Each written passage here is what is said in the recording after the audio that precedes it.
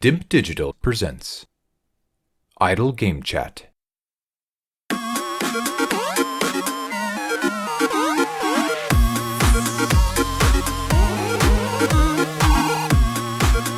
Hello, Apps here from Dimp Digital. Welcome to Idle Game Chat. This is the weekly video games podcast where we give our impressions of the games that you can play today and react to the latest news from the wonderful world of video games. We are here on your favourite podcast app and YouTube, absolutely free. This week, I'm joined by the free-time Dimp Digital Gaming Quiz Champion.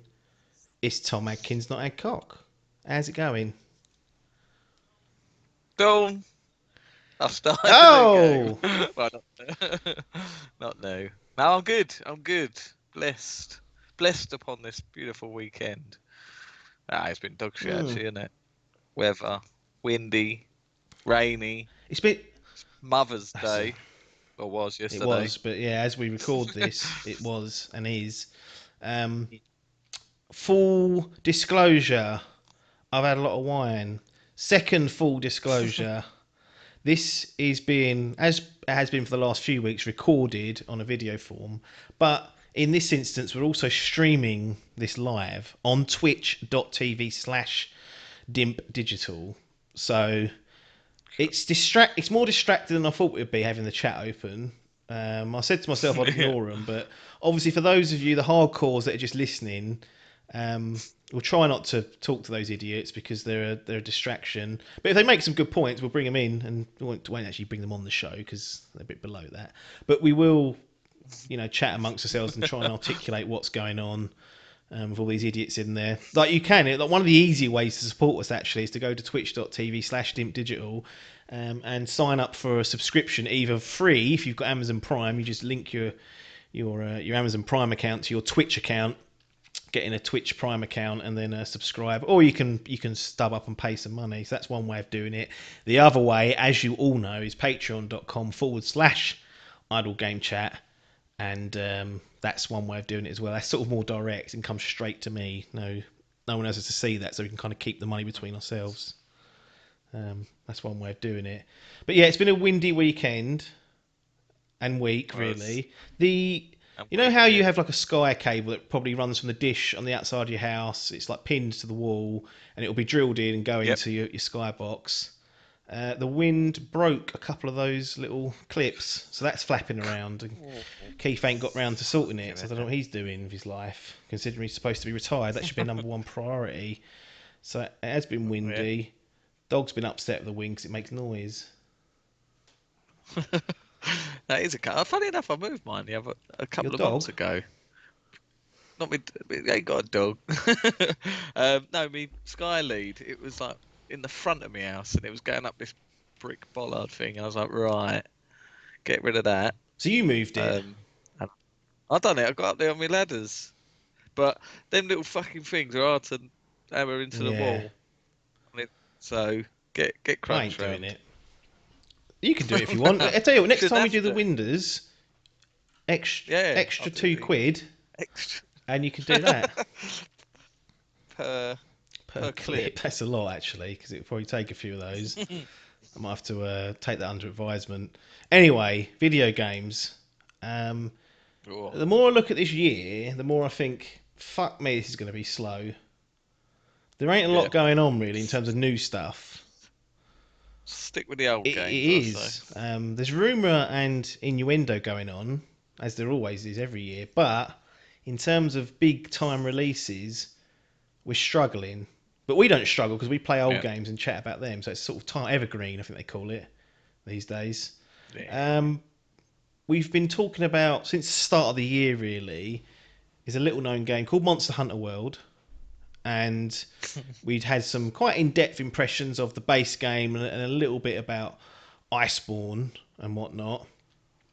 But we've both got to the end credits of Monster Hunter World Iceborne.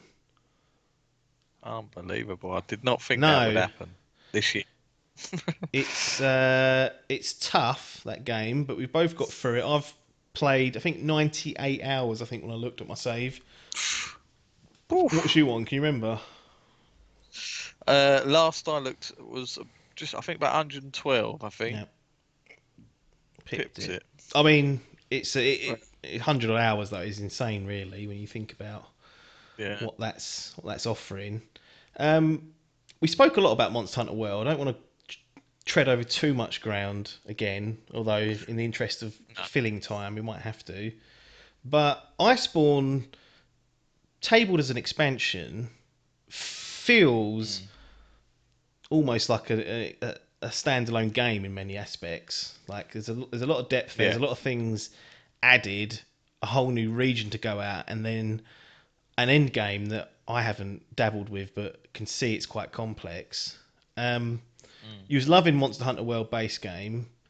How did the challenge of Iceborne fare with you? Because a new rank is installed with Master Rank, and the Yeah. monsters are noticeably harder, and they do more damage as they often do when you first meet them. But one of the things I noticed is they take a fucking pounding. Like you would make them Mm. flee probably 2 or 3 times normally, and you get enough to capture them or kill them.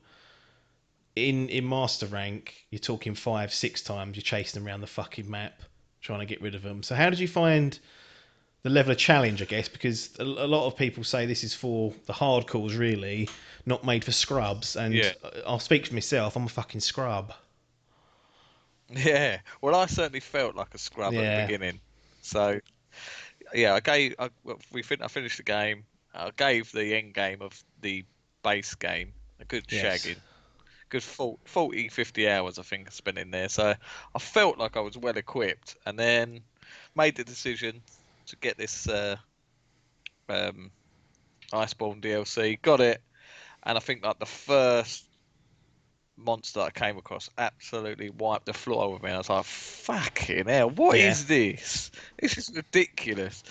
Um, Managed to get past him and got to the second one, and it was even tougher. And I was like, "Right, what's happening?" Like before, I had this system set up, this same sort of loadout Yeah. essentially for the non-players, and that was my golden ticket. That was just steaming me through. Just had to change a little bit here and there every now and again, but for the most part, I sailed through most of that with some degree Yeah. of challenge, but not too bad. But this, it made me learn more about the game. It was a steep learning curve. My go-to systems and loadout that I've been relying on were just chucked out the window. It's Mm. like, right, everything you've learned from playing World, that's out the window now. You've really got to play the game how it was originally intended and how the big boys play it. Um, and yeah, it was an enjoyable experience. It was a fucking hard and time consuming. Like you say, that the enemies have so much more Mm. health than the monsters. So whereas before you're sort of spending typically between about 10, maybe 15 minutes on some of the Yeah. harder ones, minimum you're Yeah. spending 20 Yeah. in ice Yeah. form And at then least. there was definitely monsters, particularly towards the back end of just like the base game, that I was seeing off. If I was lucky and got some help with the SOS flares in less than 10 minutes, and that was Yeah, I didn't that didn't happen once during my adventures on Iceborne. So it was a real kick in the no, balls. Um, but go on, yes. I mean, we've got a more difficult. Made you play the game probably in more but in its yeah, spirit. Um, how did that fare? Because obviously we played when we were playing it. We've got the Guardian armor that come along with it that buffed us basically enough to yeah, almost play the whole base game without changing armor. Probably want to change your weapons at some point, but you could get away with not doing it because I actually didn't. yeah, Whereas in no, Iceborne, you simply at some point will have to start grinding for armor, grinding for weapons to make sure that you've got the damage offset that the monsters are going to do to you, and perhaps some weaknesses that you can expose of the monsters. How did that cycle of the intention of Monster Hunter fare with you? I did quite enjoy the challenge. It's difficult because I was sort of trying to blast through the main game of Monster Hunter because we'd already started it, got a fair way through it, and then essentially restarted. So I was sort of happy to blast through the beginning of it. This was just a lot more time consuming. Like most missions I was doing was Well, I say most missions. It took me about 96 hours to realise I could quit out and then restart and get someone else aboard. But that was essentially my new way of getting past a certain monster. It was find the monster, go through the rigmarole of watching the cutscene, get my ass handed to me, so then would have to then go back and then sort of go back and investigate and find some more information about the monster, and then head off and go elsewhere and sort of either grind to get some of my certain elements, armor or weapons or decorations up. And it was pretty much that rinse and repeat, and it was sort of slightly different for each monster. Luckily, as I was playing a lot of them, the missions multiplayer with long-term fan Pasola, who had already finished the game by now. His trusty what's it called, the Hunter's Guide. So he had all the information on every monster we had. So whereas normally I'd have to go and do these investigations, luckily I could just say to him like, right, what do we need for this?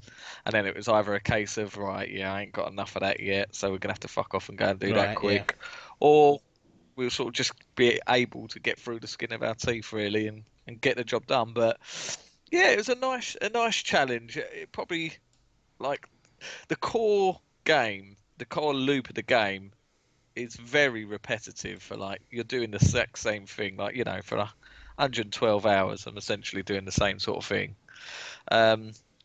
So having that, it kept it fresh, being able to, if it would have just been the same, I could have stuck with my Guardian and just sailed through it again.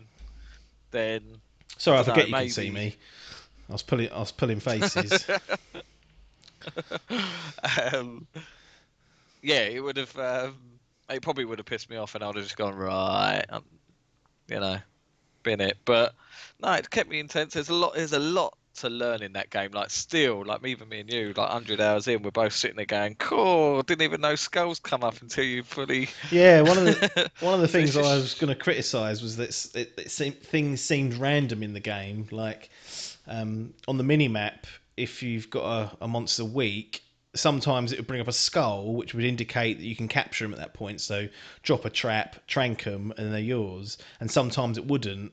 And we was both like, well, why is that not happening? Well, quick Reddit search suggests that it depends on your research level of that particular monster. So that was interesting to go through for sure. There are lots and lots of systems there, and for me, I enjoyed Iceborne a hell of a lot because I had to learn the systems a lot more, sort of like to go deeper really into the game rather than just sort of playing it as more of a casual experience. It kind of forced me to learn the systems a bit more, learn about the elements, go out and grind for a full armor set that I knew was going to do some sort of damage to the monster I was struggling with, and then the payoff of beating the monster, and even the payoff of hunting a particular monster like a Rathalos and then getting its armor and looking like a Rathalos sort of with the armor on. That's quite cool because through the whole base game I had one set of armor that I didn't change. I didn't need to. So that was definitely, it was nice to learn all that, and I was kind of at that point ready because we'd pretty much kind of skipped a lot of the stuff in the base game, or the necessity to do it. So it was nice to be sort of collared around the neck and said, right, no, now you're going to learn what the fucking cycle is. Pack it in. No, it is good, and it's sort of against the grain for certainly me, a little bit of you. Don't talk for me. We we struggle with these games that are not hugely narratively driven. And the story in this is diabolical, really. But essentially, there's story there and cutscenes to what you're forced to watch a cutscene. So Capcom not letting you get away. There's lore and story there that the hardcore fans really do love. But yeah, at the end of the day, it's watered down piss. So it ain't The Last of Us as we use our barometer. It ain't the last. Yeah, but it's there for it. It serves a purpose and that. But it's like you say, it's that sort of, the difficulty is it's not as sort of unforgiving as Bloodborne, but it's that same loop of gameplay where, like you say, you're hunting this monster, finding out about it, you finally beat it, and you become the monster in your armor. There is that satisfaction of like, oh, thank fuck, and some of them after sort of like multiple attempts. yeah, that really was a sort of a fucking achievement in Yeah, its own. it's But yeah, I think I preferred it to the main game. I think like it's brilliant how it just chucks you into this new world where you've also straight off the bat you've got to fucking deal with now. You've got to be drinking cups of coffee to keep yeah, yourself warm. So you've got that fucking chucking about, yeah.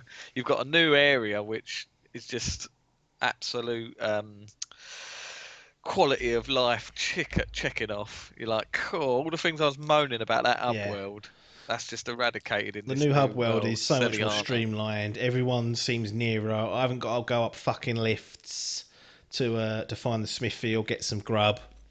It's all nicely Yeah, laid out, and that was definitely appreciated. And even the gathering hub, which is where if you're whenever you load the game, if you're online, you'll be match made into like a server or room almost, and you don't really directly talk or interact with those people. You don't necessarily hunt with those people. But if you go in the gathering hub, that's kind of like the tower, like the Destiny tower, where you can see everyone running around and you can kind of see what everyone's looking like. Whereas you can stay out of the gathering hub and do everything else in like the single player area, do all your melding, do all your crafting, buy all your shit. So they made the gathering hub a bit nicer as well and a bit more spacious. You could sit there in a little hot spring, which reminded me of Ghost of Tsushima, going in those springs and reflecting on life. So it was definitely a good Hubwell upgrade. What about Horfrost Reach? Because that's the new region, and we will get on to sort of post game stuff as well because there's another introduction once you see the end credits. But Horfrost Reach is a place where you're going to spend quite a lot of time, particularly in the early goings. How did you find that as a new kind of map to explore? It's obviously Iceborne. It's a snowy shithole yeah. of ice. So how did you find that? How did you Jeez. find having to top up your hot drinks every 20 minutes? Yeah, it wasn't too bad. You sort of do one. I sort of try to remember to do them straight out the bat after setting up like a Mm, loadout, and then I'd have it there. And I sort of did remember each time. But once I took that first one and started yeah, grabbing a monster, then it was just went out the window, and I was like, right, why is my stamina so low? And I thought, oh, for fuck's sake, oh, that's another botherance I got to deal with. Also, as part of the map, there just seems to be a lot of things to get on your fucking tits in this bit. Like it's an enjoyable, great level. I think it's one of the better ones out of him. But the yeah, so like the first or couple of second monster you fight, you're in this new part area in this whole mm. Frost Reach. I mean, fucking, there's like ice caps that start fucking crumbling Oh from yeah, under you you, and you can can. fall Yeah, down off it. yeah, It's you're like, yeah, it's really there's just a sort of traps and shit in the way that then you're trudging through snow in some sections. You got to wade your way through. It's sort of they've just gone right. Let's really fucking get to them and really push something up their cunt to get up their nose and that. But but no, it's a good area. There's a lot to see. It's quite fun trying to. It's almost like a bit of a puzzle trying to figure out where all the yeah, camps are to sort of get some good exploring. Um, just sort of trying to remember to get me minerals every time and that, and me fucking me yeah, berries and all that.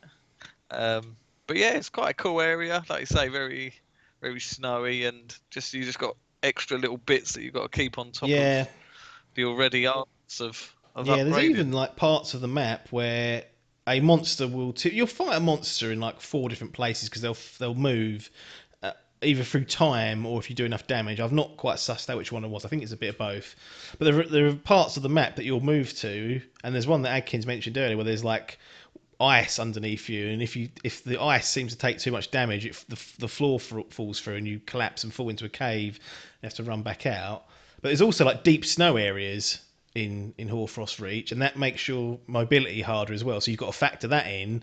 That if the monster goes to that area where you're like waist deep in snow, you can't move and you're not as nimble as you once were. So that's now another hindrance to taking down the monsters and whatnot. But overall, a decent little region. Um, the the Yeah, Coral Highlands. Well, it looked like snow to me, but you've assured me it's yeah. ash or like reef or something. But Something yeah, to do with it. it looks like there's sewage works. Yeah, not entirely sure. Actually, yeah, I think it was. It was like an originally underwater, and Right. then the water fucked off, and it's It's just been these elder left. But dragons you see. yeah, They're there is always some causing problems. there's They botherance are they are. botherants. If you listen to the fucking narrative. But yeah, so I think it's just left it, and it's just like fucking snowy dust, Yeah. I suppose, still lurking. But yeah, it did change up. Like it was, like I say, it was a lot very different to the other ones. I suppose you didn't really have too much hazards. I suppose there was that gas in the fucking. What was the Elder's Yeah. Reach? Was it? I can't fucking That dirty old recall. gas. So you had that. I sort don't think... of Was there gas, actually something you could dirty. take to stop that from hurting you? Don't No. think so. You might have been able to get some Maybe. decorations that you could have put in to sort of That's help why I hated nullify it, but that place, no, that shit house in that... gas Yeah, the gas sense. one. The Elder's Recess I didn't mind because it was a cold drink. You'd have that. Gas sense. And then the Rotten Vale, wasn't it? Jesus Christ, that's the one with the gas, That's and that it. would just drive 'em up the fucking wall. Well, one of the things that obviously Monster Hunter's famous for is the monsters, and obviously in Monster Hunter Yep. World we've got a shitload. I guess in the Rathalos has been in the old ones. I don't know. I've never played them. That feels like quite a figurehead of like Yeah, Monster Hunter, but I'm pretty sure he's been yeah, in them all. I think him and one of the others. I think are the only two that like a really. staple I of think the I'm not 100% series. sure, but I know he is the poster boy. He's the He Michael is. Jordan He is so indeed. of Monster But Hunting. we get introduced to some new monsters, and really what people are playing Iceborne for is A, yes, I enjoyed the base game enough to come back, and then B, I want to see what new monsters have arrived, what they've served up for us here. One of the criticisms I had seen was that actually there's not a lot of new monsters in there, and that they've No. just reskinned and recolored old monsters with like subspecies types, and they've. But to Yeah. be honest, I actually quite enjoyed those new twists on the old monsters. Like, what's that one that pisses out the stuff out of its knob, out of its tail? The Pookie, is it Oh Pookie yeah. Pookie, or is it a? Yep. The Pookie. Yeah, it was. It turned into a That's coral it. Pookie, which It turned to a coral Pookie so Pookie, yeah, but it completely changed the way that animal operated and the way you had to deal with it. So although the outside of it kind of looked similar, had different colours, but that new tail offered a whole new strategy because you cut the fucker off basically. Oh, So dude. I actually enjoyed Yeah. all the new monsters they That added, the twists they made, familiar yet new, and there's like a few new ones as well. There's quite a lot in fact, but I'm not jumping on the bandwagon. They didn't do enough on that front because I feel like they did for me. Yeah. No, well, essentially the sort of end game of that is just variations Yeah. of the monsters, just slightly harder, but without the sort of bells and whistles. So this was essentially that. But like you say, I thought it'd done enough to change it to make it feel like a new monster rather than just go, yeah, it's got green legs now. Deal with that. So it had that, like they changed the name of it. It had, like say, a different color scheme. Its element change, like the original Pookie was a Yep. poison monster. This one was now like a water monster. So you really had to like change everything, dude. Its moves, if you'd studied its moves, you realise it didn't have fucking this jizz No, the attack piss that out the tail, the absolutely jizz out the tail completely disrupts your planning because the Pookie, to be fair, is Yeah. one of the easier monsters to deal with in the base game. To say it's one With of this the only ones. fucking jizz tail, it's water, but with the jizz tail, even from range you weren't safe, and it was erratic, causing problems. No, it was giving it the morning bonus swell as well, what we called. And that really did get cock up arse. That did. So it was annoying, but yeah, it's good fun. It's good. It's a good variation, and there's still monsters that like Endgame that I haven't come Yeah. across yet that I'm sure are still going to be botherants. And then again, you've got another variations where they're going to be fucking tempered, and even then they do stick the odd new move in there to really fucking Yeah. rattle you. So yeah, it's gonna be. It's. I thought they'd done enough, and yeah, like, I suppose it would be nice for them to add another 40 fucking monsters or whatever, but it cost us. It took us over 100 hours to get it done anyway. If there would have been another fucking 40 missions of new bad boys that There you was got. definitely a point where I was like, I hope it ain't much longer. And they love Yeah. Monster Hunter, they love a good rug pull.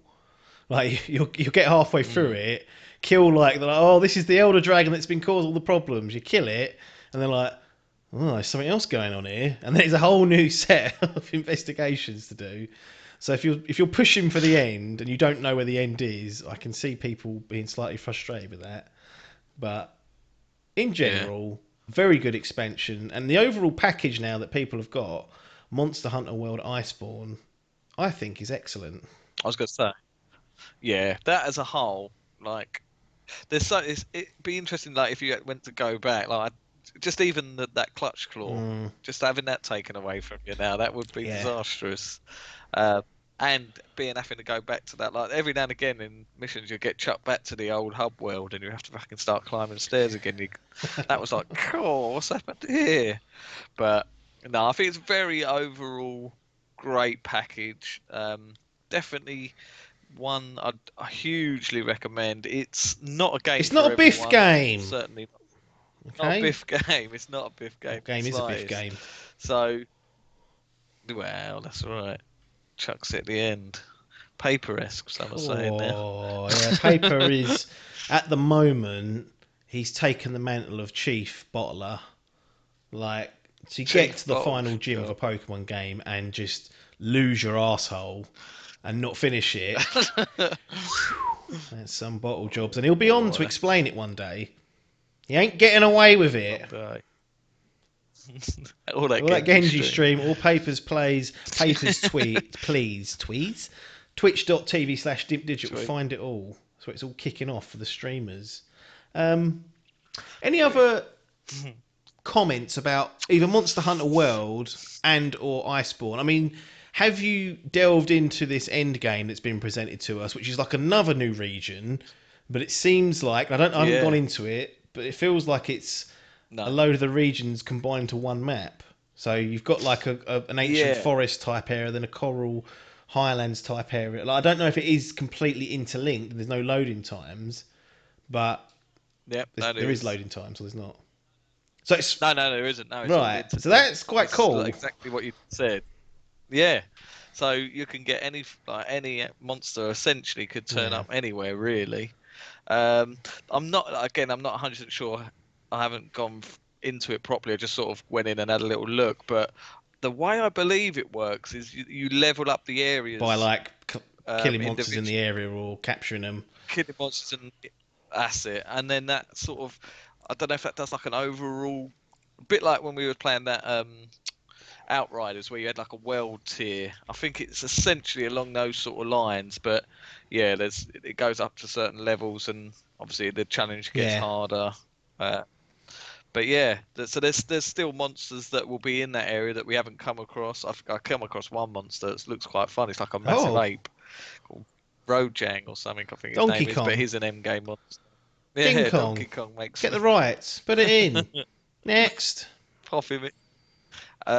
But yeah, so I've not really delved into it now. I probably will a little bit, sort of now that the story's done, and it'll probably start to fizzle out. Obviously, with Rise coming out in a Yeah. couple of weeks, but yeah, it's still there to be played, and it's the real big boy shit now. So it depends. Is it going to be another steep learning curve? This is the worry, because the reason why this game probably isn't for everyone is because of that learning curve. There's no whole hand holding in this game. It seems to be the way of Japanese games.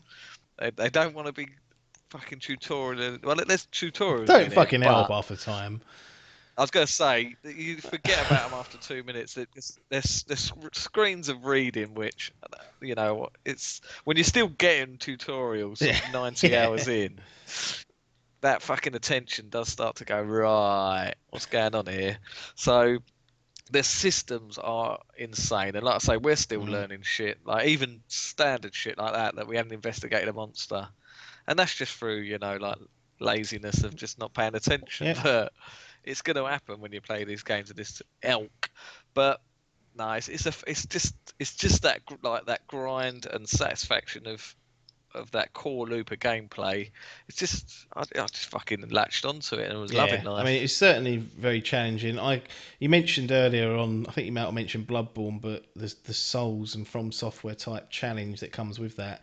This certainly stirred up a few similar feelings towards that. Not necessarily as punishing, because in some ways more punishing, but in other ways not, because I always felt like it was doable.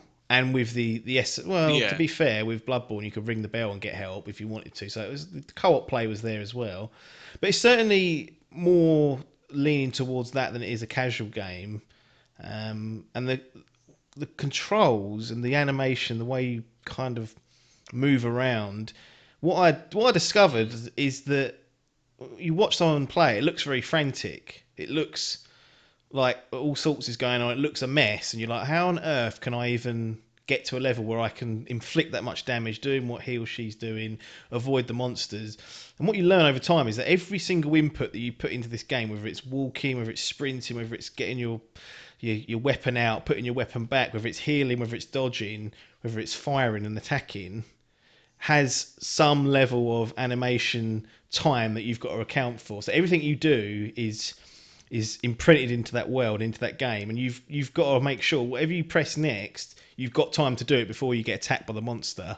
And the monster could be mid attack, it could be prime for an attack, and you have to learn to pick up on what that's going to do next. Whether it's even focused on you, it might be focused on another player, it might be focused on your Pelico or whatever it's called, and those are the times when you've got to sort of meddle around and get yourself ready. And as you learn these tells, as you learn how each of the animals and the monsters work, how your weapons work, what your cooldown times are, that becomes addicting in itself. You feel like you've accomplished something. You feel like you've learned a hell of a lot throughout the experience of this game. And it certainly isn't for everyone, but it's one of the more steeper learning curves that I've experienced. But honestly, the longevity and the plateau at the end, when you're sort of competent, it feels really good. Yeah. Yeah, it really does. And they just chuck skins at you. Like you'll find a new monster and you'll be like, right, let's have a look at his fucking armor set, and you'll see it and you'll be like, fucking hell, now he It looks like a looks so cool badass. when you chuck on like a full Yeah. set of a monster.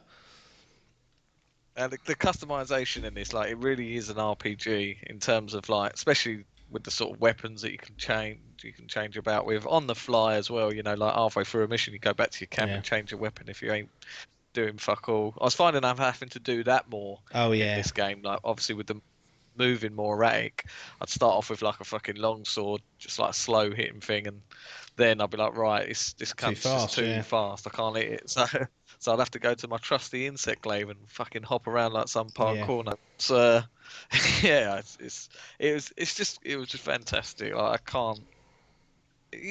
There's faults to be there, maybe, but Yeah. like it feels like they've really nailed this game to a T. Like, it's been going for, like, I think it was its anniversary the other day, wasn't it? Yesterday, I think it was. Yeah. 15 years or something like that. But they just sort of just perfected this gameplay loop each year whenever they do it, and now it's just peak. It's just like now brought it to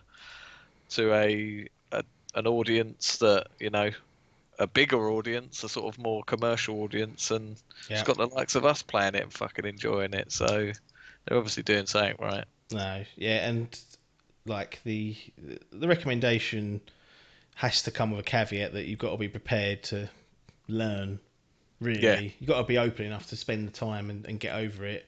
And I think that the armor that they give you in the base game now, sort of a couple of years, 3 years after release, is a smart one, because had that not been there, I think I mentioned this last time, had I not been had it not been so forgiving in the early stage, it's quite easy to get disenfranchised. yeah, Like if you're getting one hit by a monster, you're like, the fuck. yeah. Unfortunately, with this armor set they give you, that will definitely not happen. You're given like items and skills that stop you from being affected by monster roars and tremors and things like that, which are really, you kind of don't notice till you take them off. They can really hinder your performance. Like, there's so much depth to this game, and really it's for those that are interested in exploring that depth and getting several different loadouts. The game allows you to save different loadouts, whether that's for gear and items, and you can mix and match those. You can save them, go, right, I'm facing an ice monster, so I want my fire elements, and you can sit there and create a loadout for every single different monster type, and you could put different decorations on your armor and on your weapons and your skills. Like, there's so much there that Really, people really probably don't know about, and that, to be honest, we didn't really. I just certainly didn't know about until the back end of Iceborne. No, I'm just thinking about it now. There's quite a lot of similarities to Pokemon in that Yeah. sense. Like these weird monsters that are all elemental type. Essentially, you're catching them all because you want to collect You're their cutting their guts answers. out and sticking them on your head. Yeah, Same sort it's of like thing. a grown-ups Pokemon, Yeah. essentially for fucking hardcore gamers like us. So if you enjoyed Pokemon as a kid, you might enjoy Monster Hunter as an adult, is what we're saying. Yeah. Monster Hunter Iceborne, or sorry, Monster Hunter World Well, Iceborne. nice. What's the sort of thumbs up we're giving it? Thumbs down, thumbs in the middle. It's taken 2021 by storm. I was gonna But say, yeah. Uh, I mean, based on my experience, I can't.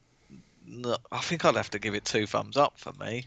Like, that's not like that's full marks, like 10 out of 10. But I don't know. I'd probably give it something like a 9. I think.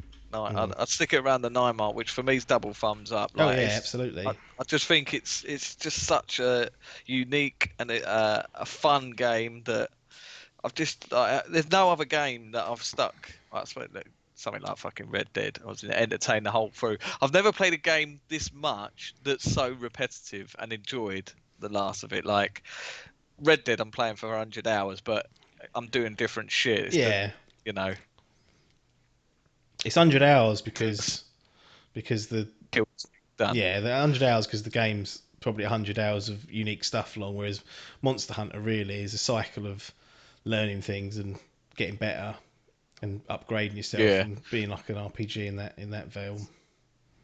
But yeah. Like I said, the only thing you could probably criticise is maybe the story isn't as heartwarming and well, like, it's heartwarming. I suppose it's just sort of a filler, isn't it?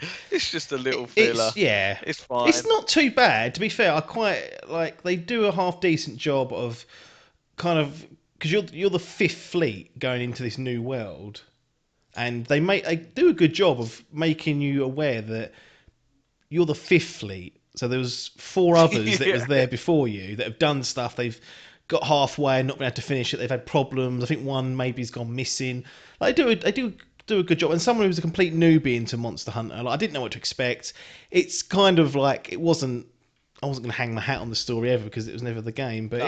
it was serviceable, and that's all you. That's sometimes all you Yeah. can ask for in video games. You want a serviceable narrative to go Yeah. through.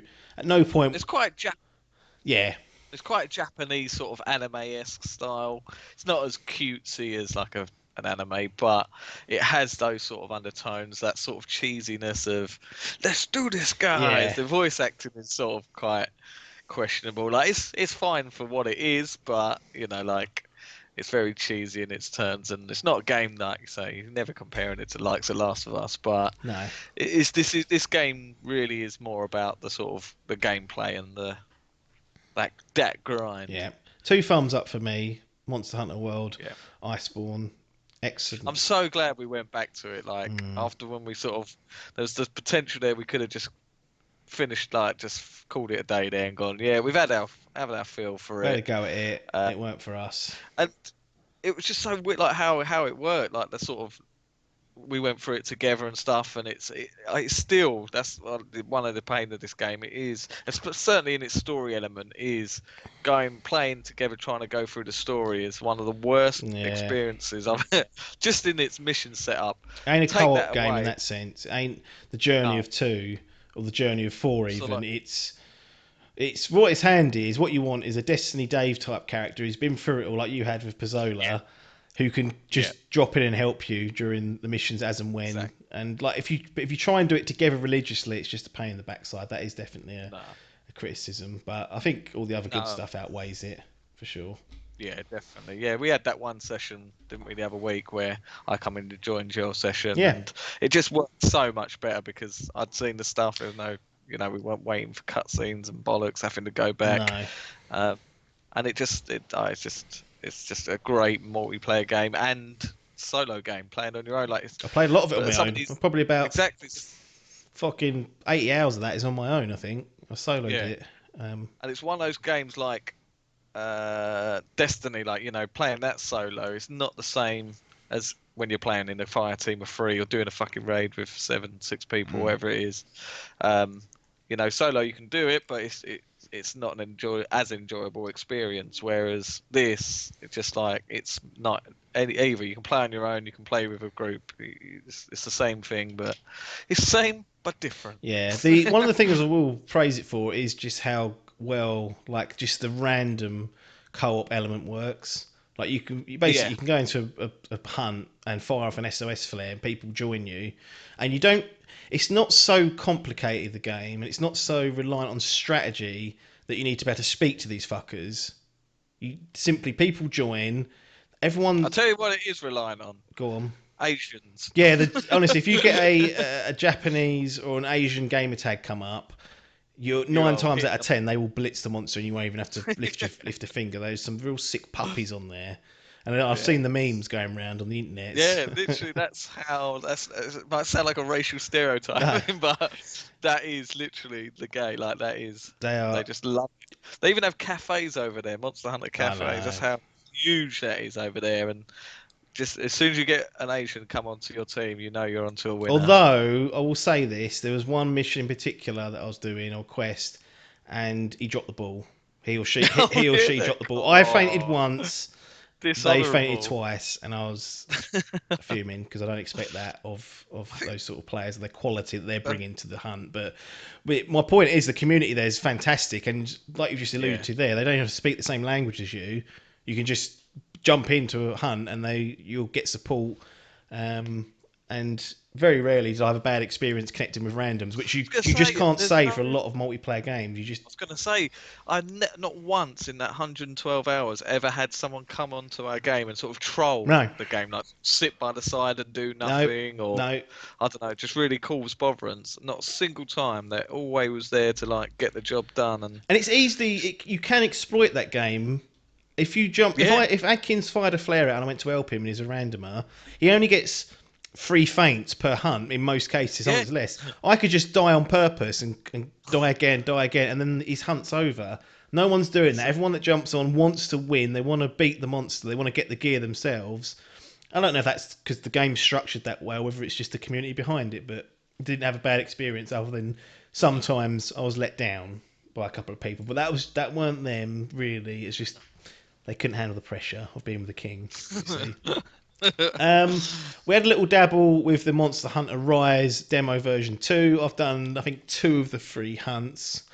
I, at the risk of this being a full hour and a bit of Monster Hunter, I obviously played the Switch, which fuck me. We last week gave the Switch an absolute fucking beatdown. Hogsworth Dave Salmon fuming. Then went on to say I'm scared of having him on the pot. Get on, Hogsworth. Come on. You're welcome. Everyone's welcome in a way. Within reason. There are some people I won't let come on. But we've played a bit of Rise on the Switch. The Switch has got a bit of playtime from the pair of us.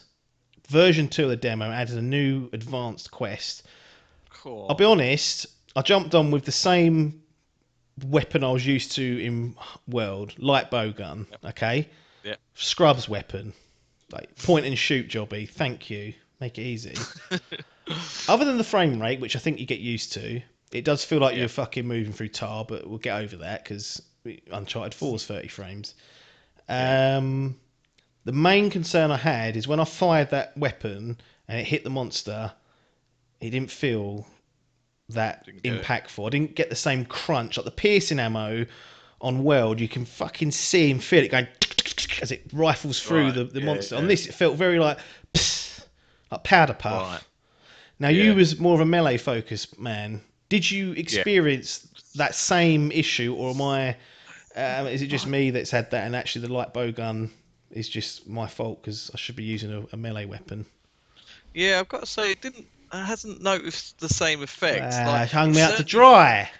I have hung you out to dry. I haven't used a bowgun, to be honest. I haven't yet. I've stuck to my core weapons, but it does have a different feel. This certainly these buttons are different, but there are some attacks that are not in World that they've taken out. So they've moved around how you move around your items and ammo as well. Exactly. You have to hold L1. That's a real hindrance to me. Yeah, it is. Real is a hybrid of the older Switch game, or Nintendo games, sorry, the 3DS games, and a mixture of well put in, Yeah. but it's enough that it's completely changed it. That it's again another fucking start from the beginning learning curve. That we've now got to sort of get the basics back under attack. We've got to work out how to get this, and even like the health. This wire bug now. We've got to work that system Got to out. fucking wyvern ride the fucking monsters. That seems like it's gonna be a big part of it.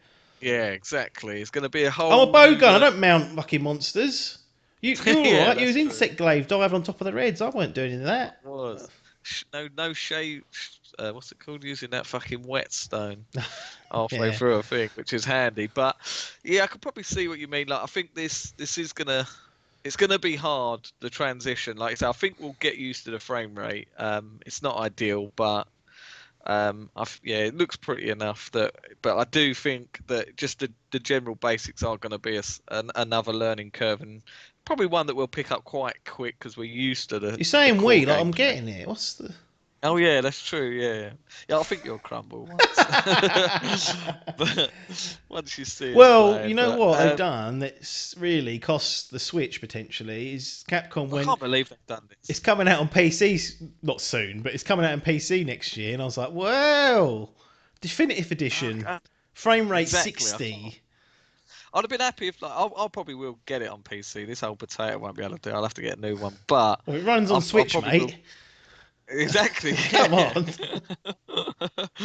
So I'll probably will get it, but the fact that they've done that before the fucking games even come out, I know I've got to pay 2 times for it. It's annoying, but yeah, this is going to be a huge one. I did try that mission with Magnum Allo, this advance, and I got one banged 3 times. And I was like, right. And it gives you, you can't choose your armor loadout either. So you've evidently got what they think is doable with. Equivalent armor. There's people doing it, so it's obviously adequate, but I just got absolutely white. I literally one banged, literally 3 times. And they also, you got to do it in 15 minutes as well. I was like, I didn't see that. Yeah, what are we doing here? This is right, but you do. It's good because they give you the levels. There's a couple of tutorial missions, and you've got the tiered missions, so you can start beginner, intermediate, and then obviously this bad boy. But yeah, this is a real fucking steep learning curve that we're gonna have to get involved in. But yeah, I'm excited again. Back to it. We'll see. A couple of weeks till that comes out, and Adkins will be involved, and I'll see. I'll definitely have a little looky-wooky. I feel like it's going to be compromised in some way to be on the Switch. I mean, obviously it's taken a frame rate dip. Didn't look that bad when I plugged it in and jumped it on the big telly. It looked like serviceable. Yeah, I think I'll have another couple of goes at it. I mean, it's that weird thing where you only get 30 goes, and then the demo disappears. I don't know. You can't do any more quests. I don't know why it does that. But I'll definitely be playing it a bit more between now and whenever it goes offline and the release, and just check it. But that bowgun didn't have it. And I might jump back on World to make sure it's not Ronnie tricking me. Because he does do that. He will say, well, that's Switch. Made that up. So we'll have to check about that. But that's Monster Hunter, Iceborne. Well, Monster Hunter World, Iceborne, and Rise demo done. We'll talk about Rise if and when we purchase it, when it arrives. This past week, it became official. Xbox / Microsoft acquire Bethesda. $7.5 billion. It's been signed off by all the courts. It's gone through, and what they decided to do was put together what they called a round table, where they had Pete Hines hosting it, who's like the PR guy from Bethesda. Todd Howard was on there. Big Phil, friend of the show, he was on there. And that marketing guy from Xbox, Aaron Green. Aaron Green. Yeah, he was on there. There's some bird on there. I couldn't work out whether she was from Bird. Couldn't work out whether she was. Yeah, sorry, got to use the term slag, haven't we? Because it's Dimp Digital. She was on there, and I can't remember if she was from Bethesda or Microsoft. Couldn't work it out. But anyway, they had a round table. They cut to videos to the developers and whatnot. And I've sat through and watched it. It's an hour and a bit long. Just interesting listening to their chat. One of the big things that people are unsure about, that are concerned about or want clarification on is about what's going to happen to Bethesda games going forwards in terms of exclusivity.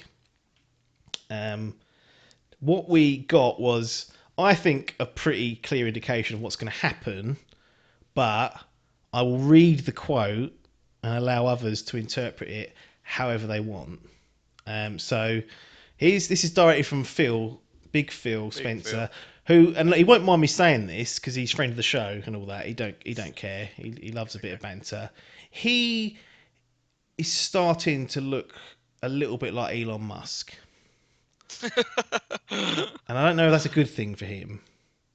So Phil, I know you're listening.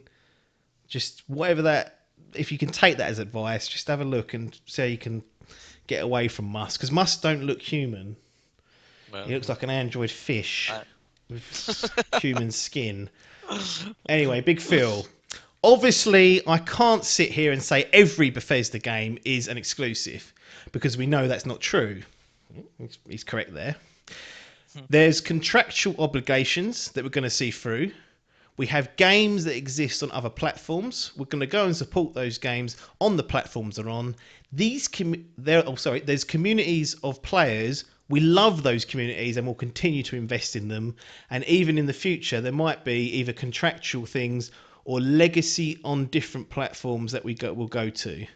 But if you're an Xbox customer, the thing I want you to know is about delivering great exclusive games for you that ships to the platforms wherever Game Pass exists. And that's our goal. He goes on to talk about how it's great. But the key phrase there is that they're going to be delivering great exclusives wherever Game Pass exists. Now, so as far as I know, phone, Xbox, PC. That's it. Switch inbound. Wow. So that's one way of saying that perhaps that some games are not going to ship on anything that doesn't have Game Pass on it. Now, is that how you read it, or is that a different? Oh, I got it wrong. I don't get it wrong. No, you haven't got it wrong. I think what he's done is he's playing it safe. Scared. I think he's got the Sony boys are sitting there going, "Fucking bastards." They're going to take our bloody Bethesda games for us. But I think what he's doing is he's just covering his arse. So it sounds like they're going to be sort of sticking everything. It's just going to carry on as normal, but we own them. But I think now it's all done and dusted. It's in the back book. I think he's just going to see out these contract games, Deathloop and Tokyo Drift. Mm-hmm. I don't know what it's called, Tokyo. Wire. I can't remember. It should be The Evil Within 3, Tango. Yes, it should. And why is 2 not on fucking... They announced 20 odd games from Bethesda's library going onto Game Pass. The Evil Within 2 was not on there. Now, all I can think is that it didn't sell very well, so they're still trying to push that for sales. Who's buying that? Exactly. It's on PS Now. I was gonna say, I think Biff bought it for like $5, didn't he? Got it for a good price. Yeah, but no, I think he's just playing it safe for the Sony boys, so there's not an uproar at them, and he's almost welcoming them to, look, if you want to play it, Xbox is here, you can play on it. But I think Big Phil will shut shit down as soon as these contracts done. As soon as this big game, I can see maybe even something like this what's it called? Starfield, that being an Xbox exclusive. I can see him, because that has been for a long while Xbox's biggest problem is exclusive games. Now they've just spent this sort of wonga on probably not the biggest, but a huge acquisition. You're telling me that they're not going to use their loaf and go, right, you've got fucking Naughty Dog and Insomniac and that. We've got these bad boys. I can see that. I think it's just, like I say, playing it safe for the time being, so there's no uproar. But it will shut this shit down, and I think a lot of Bethesda games will be exclusives. Maybe even something as huge, which there will be uproar, as Fallout 5 being an Xbox exclusive. Or Fallout 77. Get that bit right, shall we? Get another crack. Or, what they're pushing for, which we've heard rumours of, is Xbox Game Pass coming to Switch. I can't see it myself, but Could we You'd in need years to xCloud, come wouldn't see you, it? for that? 'Cause Yeah, yeah, oh, I think yeah. that, and we've got. I think there's a couple of Capcom games that stream, and maybe even Hitman that stream. You can get on the Switch, but they're streaming only. Oh, of course, yeah. If the Resident Evil 7 as well. yeah, exactly. If the Switch wants streaming tech or game or third parties to have streaming games on there, xCloud's not a bad way to go because by all accounts, those that have used it that I've spoken to are impressed. Obviously, it's dependent on the Yeah, internet and whatnot, but that's one way to yeah. do it. And then you've got poor fucking Sony sitting there, Jim Ryan Jim Ryan. cackling, He's going, cackling, but is he? What's it? has he Is he? dropped the Is bollock? he scared? He's running He's scared. got I mean, Deathloop, and he's like, "Well, what have I done Sky, here?" yeah, He's got get Ghostwire Skyrim, Tokyo as well, unbelievably. Ghostfire Tokyo. That's it.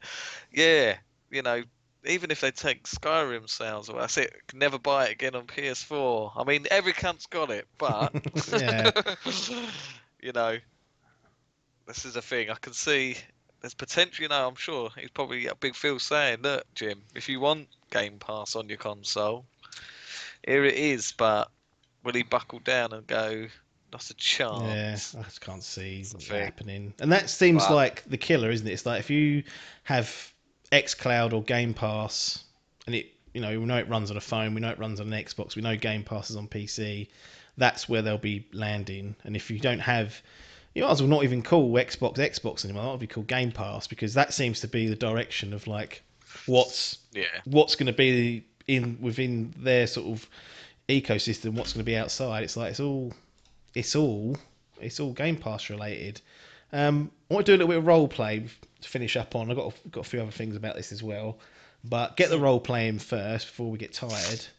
Um, I'm going to be Alan from well, Xbox. Now, those that don't know who Alan is basically the big cheese at every game developer, every game publisher. He's the one who ultimately makes the decisions. So he can make it all happen. All the good shit that happens in games, he's responsible for. All the bad shit, he's definitely responsible for. So I'm going to be Alan. You're going to be Phil Spencer. So Mr. Phil. Musk, you're going to be you. Alan's come to Phil and said, "Look, you've just told me to buy all this Bethesda stuff for $7.5 billion. That's a lot of Yeah. money. I know you've gone out on this round table and said about it being on Game Pass and whatnot, and that's the only way to get it. But I want you to be clear and tell me whether these other franchises need to be A, exclusive, only to Xbox / Game Pass, B, a timed exclusive, so we'll put it on there for a year, and then 12 months later Sony can have it, or C, some level of multi-platform, so day and date it lands wherever we need to put it. And what Alan has said is that he's willing to rip up pre-existing contracts. He'll pay through the nose to get rid of them. He's letting Phil. His big moment. He said.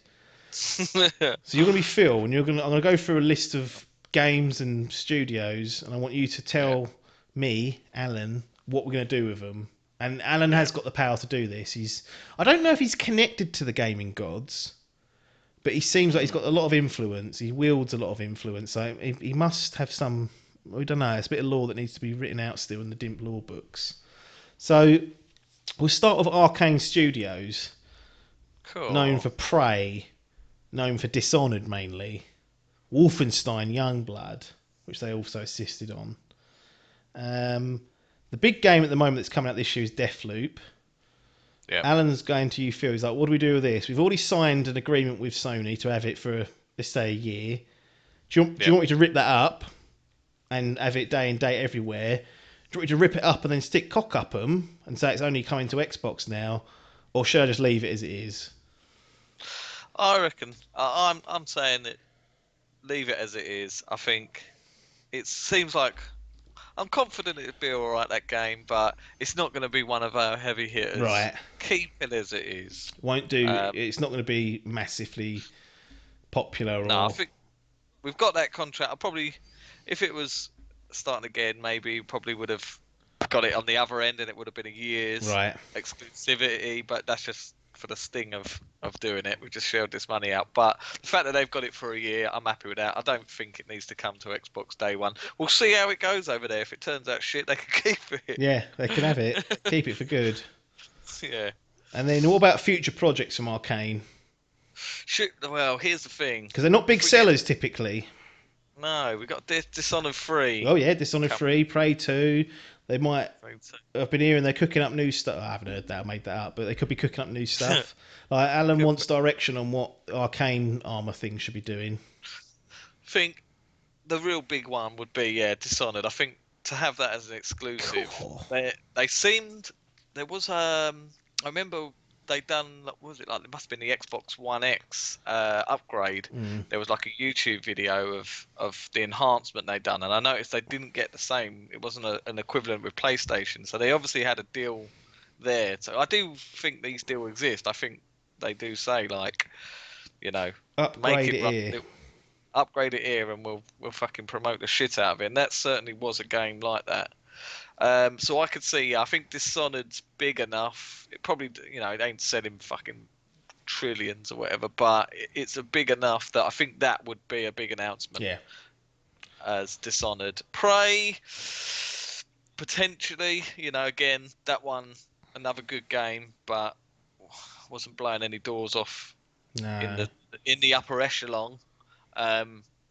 I'd probably go another year exclusive on that maybe, and then dish it out. And they don't want to, these companies are still running. That it's going to benefit them going on other consoles, other things. So, yeah, I think the year thing would benefit for that franchise for Prey. That's Arcane. Alan's going to write all that down and take it under advisement.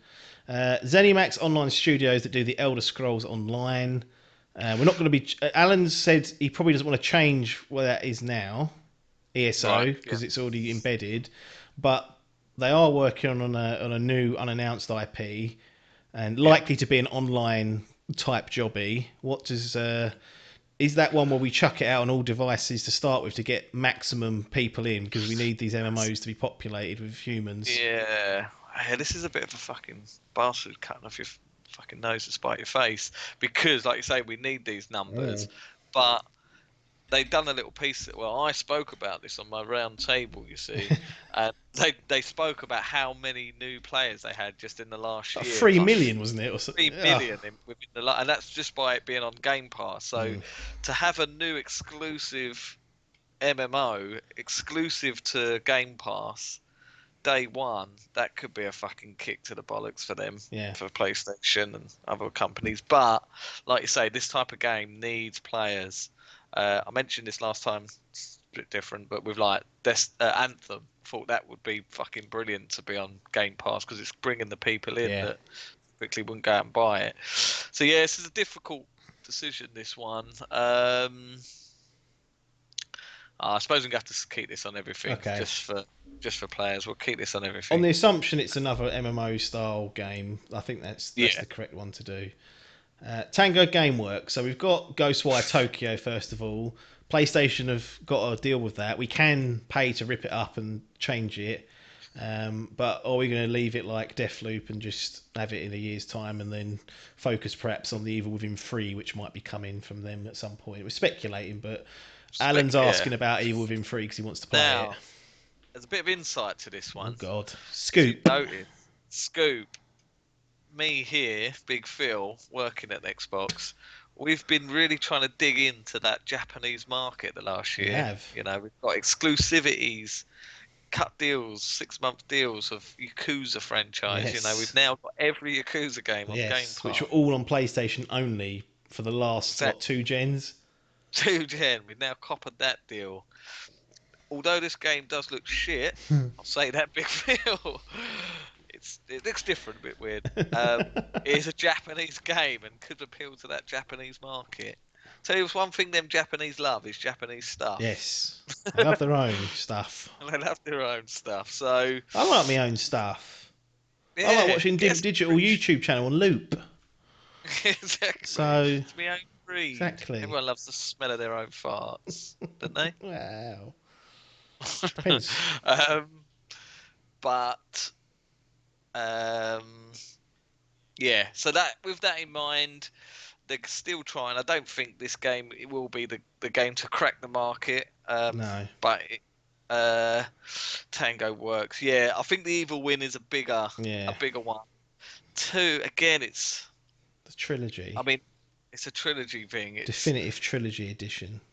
2 look really good. It's good. It is good. It's very good. It is good. Yes. Very good. Underrated game. One of the few that I'd say has got our deal. Is it the same geezer that done Resident Evil that? Mikami, yeah. So basically, Mikami done the first one, like directed it. This time he just, I think, either produced or executive produced, and actually one of the people that done the DLC led it. And you can kind of see where the changes are. But if you like the first one, this is a much, I think, a better version of it, and it plays with some interesting ideas, and like there's even some like not open world, but areas where there's a lot of ground to cover, and you can kind of use that to your advantage. So Evil Within 3, who knows what that'll be, but Alan loved it, so he's interested to hear what needs to go on with that. I think this sort of game, like a horror, like we've obviously got the Resident Evil games, it's very much similar in that same sort of ilk. I think this could be a potential exclusive. I think this would be a big. I'm going to stick it in my E3 announcement this year. I'm going to shove it in there. Evil Within 3 coming 2023. Cool. But get it in the fantasy draft. Xbox exclusive. Tango Works working on it. Coming straight to Game Pass day 1. There we go. Alan's signed that off. id Software.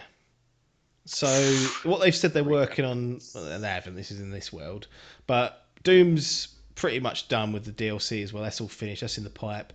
They're open to making a new Doom, but really what Alan would like to see is a single player Quake game, and not this Quake Champions that was wheeled out. He wants to see the way that Doom was reopened in Quake. So what he wants you to focus on is, what do we do with Quake? Does that go rolled out everywhere, or are we going to time that, or are we going to just keep it for ourselves?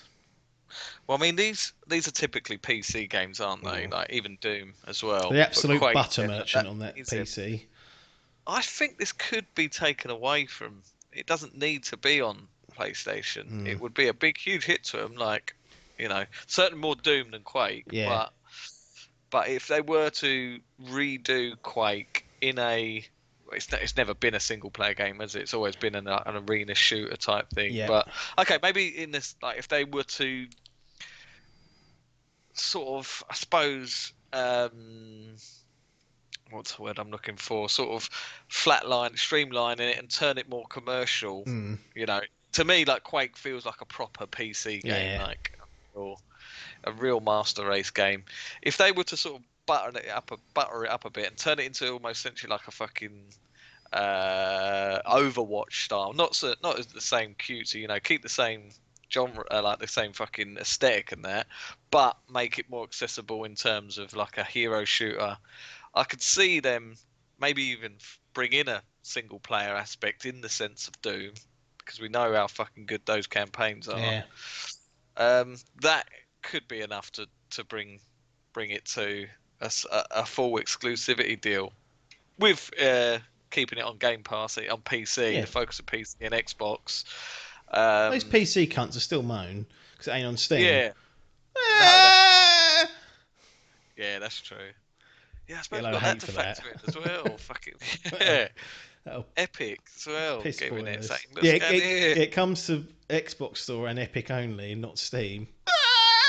Yeah, that would boil piss. That would boil piss, but I think that would be like, especially Doom. Doom would be a killer. The next Doom Infinite.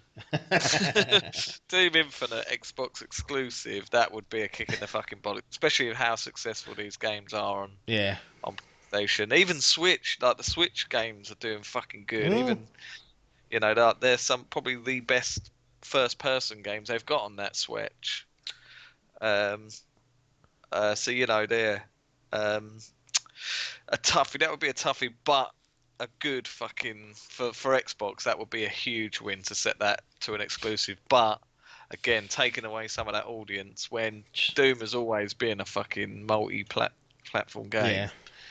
Even back to the OG, get it on floppy disk on PC, but Doom 64, Doom 5 is everywhere, wasn't it? It's on fucking everything. Game Boy, you had the lot, mate. Loving life. So yeah, that would be a fucking huge acquisition to really cut that up and go nope. But Big Phil's he needs to be harsh. He You know, is. he said he doesn't believe in console wars. Well, he's playing it like at the moment. I was Alan's. gonna say, if Alan's sitting there toying with fire, going this one. Yeah, he is. Bethesda Game Studios, which do Fallout, Elder Scrolls, and Starfield. So all three of those, we know there's an Elder Scrolls 6, we know there's a Starfield. One day there's likely to be a Fallout 5. Now, first of all, do all three get treated the same here? Yeah, I think so. Okay, and then do we timely exclusive them? So we know that we're going to get the fucking platinum sales off other platforms eventually. Do we day and date it and just take titles, or do we really push that Game Pass is the only place to be playing these three big behemoths? Gonna say, I think because of the scope of them, I think the year exclusive would be a big enough. It's long enough that people on PlayStation would still get it. Like, That's so it's the not thing, long enough that they'll be disinterested. No. They'll still No. they'll make a big marketing push, Yeah. and then Sony will say we don't want it. No, That's it. Yeah. but Well, that's the thing. I think if they were to take like if any free, I suppose Starfield, we have no idea what that's going to be, but because of the pedigree of these games, you know it's going to be a huge and so hype. This will be the next fucking Cyberpunk. This game. yeah, it will. But It might will, be won't just it? as shit. Exactly. It I ain't could played it. I don't potentially know. be. But any of these, if they were to take this and turn this into an exclusive franchise, then that would be an absolute fucking sucker punch to any other console. You know, like The entire yeah, perspective of what Microsoft and Xbox is would almost change overnight with that. Yeah, Like, it would. It would. The only place to play the next, and people will call it the next Skyrim game, even though it's technically not true, but that's how most people know No. it. That you can only get it on an Xbox. That will be a big shift. Yeah, I think. But that's what I'd quite like to see them do that to sort of show that they've got the bollards, but I think it's too big of a game. Like the next Elder Scrolls game is going to be so fucking huge that a year's exclusivity, which I think they will play it safe because we know it's coming. You know, it's coming. When is it supposed to be next year? No, it's further down. Actually, sorry, no, it's further down than thing, isn't it? Yes, we're getting Starfield first, aren't we? Yeah. So, I don't know. I suppose it depends how they do from now until then. If they are really like, if PlayStation come out and fucking drop more bombs, you know, we're getting another Uncharted or something, or another fucking, we've got this new IP coming from Naughty Dog. If it's another fucking absolute 10 out of 10 fucking bollard grabber,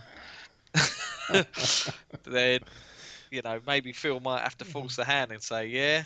Well, we've got Halo Infinite. Monkey. That's what we've got. So he might be able to force the hand, but I think he'll play it safe because of how big it is, and he'll say Fallout, even Starfield, because we know you want that.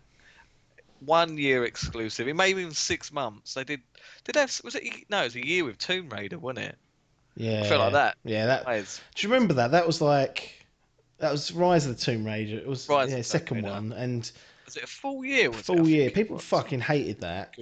Like, people that really got up people's cunt. That did, and because of how good the first one was. Yeah, I think that's why. And that was the first. That to me, that's a few years back. And actually, we might have an old podcast on it somewhere on the Dimp channel somewhere.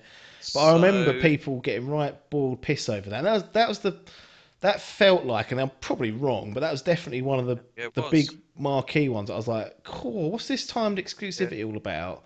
And I hadn't really seen it or felt or thought about it much until that happened. And I was like, Jesus, that's quite.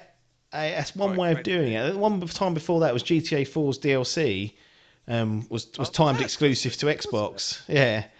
Didn't know that. And that was fine for me. I had a 360. I was laughing. I think I bought that like physical. I bought the like, definitive edition or something. Yeah, had all the. Yeah, I think it just had the 2 DLCs on it. It was like the Ballad of Gay Tony and the Lost and the Damned. Lost and the Damned, correct. That's it. At Yeah, I think it was just last. them. So yeah, so Rise came out in November 10th, 2015. Yeah. They then ported it to PC on the following January, 3 months up, Oh, okay. 3 months after. Then came out on PlayStation in October the following year. So 11 11 months. months. Sorry, 11 months exclusivity. Wow. And that was a huge. I remember thinking like, fucking hell, like Tomb Raider was a PlayStation exclusive back in the day. Felt like it was, yeah. Yeah, to get that. So, Cracked yeah, I on it. think that would be. Yeah, I think that's what they're gonna do. I think they go, fuck it. This is enough to sting Yeah. PlayStation to have it for a year, because I think they're that big of a game that people may even say, look, fucking hell, I've got to play this game day. I can't wait fucking 11 months for another Fallout. I'm gonna have to get an Yeah. Xbox or something that will run this Game Pass. Well, then what? And the last one, I've left it on purpose because it's a bit of a curveball. Machine Games. Ooh, Wolfenstein, they've made famous, which are great games. But yep. Oh yeah, Alan, what a few months ago, signed this lucrative contract with is it? Indiana Jones. The Jones, And now he yeah. don't know what to do because they said Well, and this is just all bullshit. But in this story, they've said to him, "That's all platforms," and he went, "Yep, of course it is." oh, feels livid because he's been left in the dark about what this game is. He didn't. He didn't know. If Alan comes to me and says, "Look, I spoke to the boys. They're gonna make a challenger to the Uncharted series, and they're gonna make a third person action adventure narrative driven indie game Yeah. that's gonna absolutely wipe the floor with these Naughty Dog boys." That I'd turn exclusive. Pay through the nose to keep it. I'd pay for the nose to keep it, even though Well, they've that's what told him. Machine I'd Games say said we're doing. Whether they can they deliver it or would. not, Alan don't know yet. That's why he's saying, Phil, how much confidence you got in these boys? Yeah, I mean they've done that new Wolfenstein, Very good. very good games. I haven't Yeah, played play through the Youngblood first. yet, but not reviewed as well. No, But New Order and 2, excellent. yeah, I've still to get. I bought two when I fucking got that Xbox One X. Oh, Still haven't 2 so good.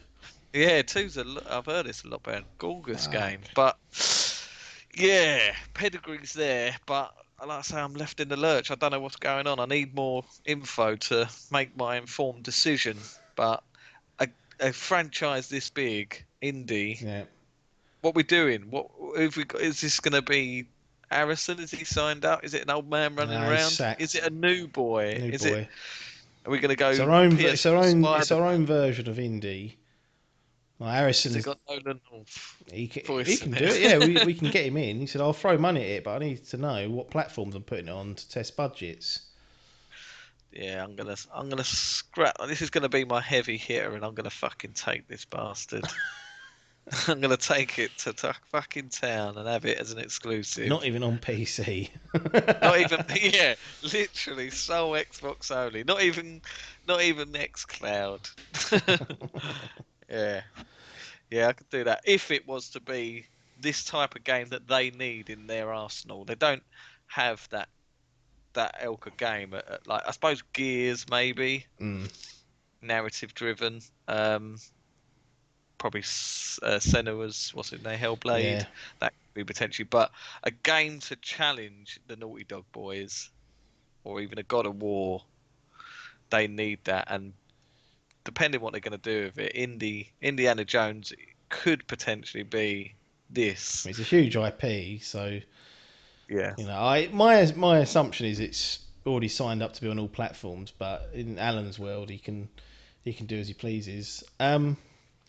Well, Game Pass is bolstering its studios. Xbox are bolstering their studios. They several times have pointed towards this summer showcase being mentioned. I'll be honest, I've got high expectations for that now. They yeah, keep talking about it. Bethesda ain't showed a lot about Starfield. They ain't showed a lot about Elder Scrolls. Plus all the other stuff. I mean, let's just reel off some of the studios they've got. Arcane, Bethesda Studios, id Software, Machine Games, Tango Gameworks, ZeniMax Online Studios, 343 Industries, The Coalitions, Compulsion Games, Double Fine Productions. The Initiative, In Exile Entertainment, Mojang, Ninja Theory, Obsidian, Playground Games, Rare, Turn 10, Undead Labs. That I'll tell you what, is colossal stable that of is developers. absolutely colossal. And the two that could be an absolute fucking goldmine for them is Obsidian, Yep. Bethesda, The melting pot. Fallout New Vegas 2. Lock it in. Lock that down. Definitive That remake. Okay. definitive remake. Yeah, a ground up remake of New Vegas. Imagine they did that. I Or think people would be pissed off. But what the fuck's yeah, that? but that yeah, that would be fucking funny. But you know, like Fallout fans, so many of them love that fucking game. I've never played it myself. I'm not a huge Fallout fan, but when you talk to people about Fallout, New Vegas is the one that tweaks their nipples. Yeah, it does. And they own both the studios now that fucking made that game. Yeah. So I mean, it's huge. That stable is ginormous. I mean, Sony's has got Ben's Studio, Guerrilla Games, Insomniac, Japan Studio, London Studio, Media Molecule, Naughty Dog, Polyphonic Digital, San Diego Studio, Santa Monica, Sucker Punch, which is great, but it's great on paper. Xbox. the numbers, the numbers, like at some point now, they've got all this stable built up. They have to start delivering. And it does feel like that. It feels like they've been building for the future. Yes. But the future is here. It's this summer. We want to see what's going on. That's it. Want to cash in. I think one of the good things that I was thinking about earlier on is this Game Pass malarkey is a bit weird because you pay a subscription, you get all the games, and you play them. One of the things that I initially as a player, I don't like that because I'm kind of like reliant on them to release games to the service. And if you buy a game on Xbox, you kind of feel stupid because you think that will come to the Xbox one day. Game Pass, sorry. And it's Devil May Cry 5. Yeah, and it's like the worst feeling in the world almost, isn't it? Yeah. Like it's horrible. Like you pay 50, 60 quid for a game, and then within 4 months it sits on Game Pass, and you're like, it really deflates you. Even though you've got Game Pass, you're annoyed. It's one of those things. Yeah. But from a development perspective, and it can go one of two ways, but I feel like it will go the way I'm going to at least describe, or at least I hope it would. There's no, and I'm thinking about Bethesda in particular because outside, and maybe excusing Elder Scrolls Online, which clearly has a huge user base, but outside of like the Bethesda game studios, like the Bethesda Softwork games like Elder Scrolls, Fallout, Dishonored, Prey, Wolfenstein, Evil Within, critically done pretty good. Sales-wise, never done that great. They've never set the world on fire. At least that's what we're led to believe. Could be wrong, don't know. The thing I look at this Xbox Game Pass deal is that surely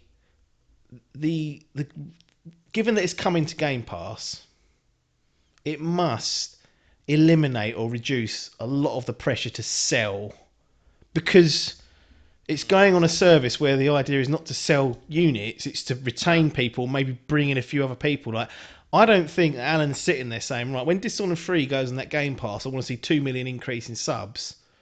It's just not, that's just not the way it works. Like, that will happen with some big games, no doubt, like the Elder Scrolls and whatnot, but I feel like there's less pressure on the studios to make a game that's commercially like appealing, like putting in like gas games and putting in commercializing it, casually, it, stripping things down. They can really just focus on building a great game and putting it on Game Pass. The only other thing is, because it's going on Game Pass and because it's not there to sell units, it's not its primary function, quality control. Like, does it matter? Like we've seen with fucking, what was it, State of Decay 2? Crackdown 3, like just shit being released. That is true. That is something that needs. And I hope it's not that. I hope it's more the first scenario I described, where literally it doesn't really matter how commercially successful it is because they're not tracking that metric. It's just jumped on the subscription. It's bolstering Game Pass, and I really hope that's the approach they take. And I'm quite confident that's what it will be, and it should result in all these studios having, like, the days of a rushed game to be released before the end of year quarter, before Christmas, Yeah. like surely that problem is That eliminated completely because yeah. you're chucking it on a subscription service. Exactly. Yeah. That would be, and I think this is gonna. It's just gonna take PlayStation to come up with their own version of this, which I assume is got to be coming soon. You know, what they've been doing with PS Plus and that, and they seem to be focusing more now on their PS Now. Is it that Yeah, sort of? Yeah. that's the It, worst marketed it subscription in is. the world. 'Cause it's actually quite good, but everyone thinks it's a streaming platform and it's not.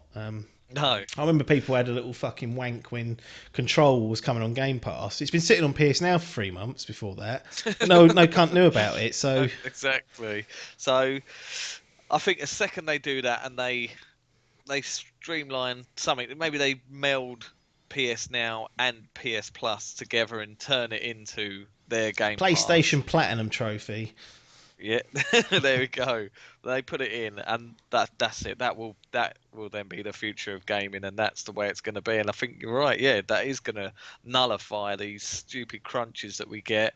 Yeah, These not just you're right. The crunching, like, what's the need? If you're going on exactly. a subscription service that people are already paying for, that isn't relying on Q1 sales. There was an interesting. I think I spoke about this before. A podcast I listened Bloody to. repeats. Not for Yeah, me, I like them. Play, watch, listen. The one with Yes, Troy yeah. and that. They're so. It's a brilliant podcast because you hear about the games industry from the other side. So you've got like a director, voice actor, creator, that sort of thing. But the conversation they were having the other week were, are games made in purpose of a consumer like us, Mm. or for the stockholder? Yeah. You know, like obviously it's marketed to us as, you know, they're making a game for the fans and stuff, but at the end of the day these studios are businesses and it's about the money they're making. Are they trying to impress me and Or you Alan. to sell the game, or fucking Alan who's sitting there going, I've got bloody money invested in this, I ain't happy with this, we shut this shit down?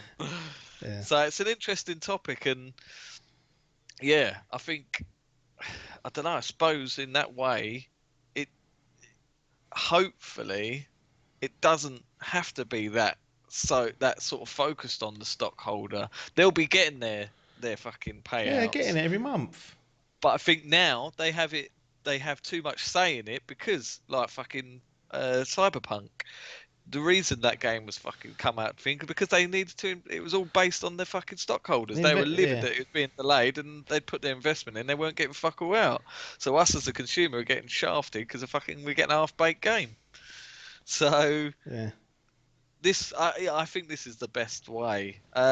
Me being a physical collector, it will be Heartbreaker. annoying, heartbreaker, but this is the way the industry's going. If this is the way it's going, and I get a better game at the end of the day for it, that's the sacrifice I'm willing to make. That's the sort of Oh, person I am. Selfless.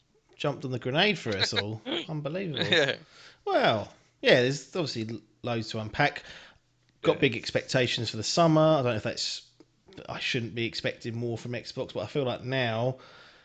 This is their year. They need to. They've got the fucking Game Pass. That is an absolute selling point. People have always, for the whole of last gen, is they were missing the games. Mhm. They own the studios, the platform to put it on. Where's the game? Yeah. Show us the We money. revealed of all the game studios earlier. Someone's got to come up with something out of that fucking 20-odd or whatever it is. It's insane. But I feel like this is free when they got all those other fucking compulsion games and all that Yeah. stuff and whatnot. So they had the splurge. They then spent 7.5 bill on Bethesda. Now deliver us these fucking games because that's really what we're interested in playing and doing. And we'll be here in the future to react about that. But I think that's it, Adkins. That's it. We'll do a little segment at the end as we're live. Yeah, if anyone's Any- sitting there in the live chat, we will talk to you after this if you want a little post show. It's called the lock in. The lock in. But for our friends that are listening on Monday on their favourite podcast app, or watching it on YouTube with our new grainy video feed, looking at our faces. Everyone's seen my long hair now. They've seen what lockdown does to a man. I had it, Not this one. not that one. Got a hairdresser for a well, wife. have you? Christ, I could have done a better job than that. But we'll be back next Monday, and obviously every Monday following that. So if you've joined us, whatever medium, whatever platform, we're like Xbox. Doesn't matter what platform, as long as Dimp's there, we're happy to serve you, and we'll keep serving you. But at some point, put a hand in fucking pocket. Okay, I want to start getting some expensive wine. For the I've run out of wine, so. Hey, Brewdog's disappeared. I'm onto this shit. I've got a Brewdog down here. Got 4 cans for free. I paid for shipping. Lost Lager, so it's quite nice. I've had it before, so I'll be having that. Beautiful. But that's it. Game over. Thanks for your time, and ta-da.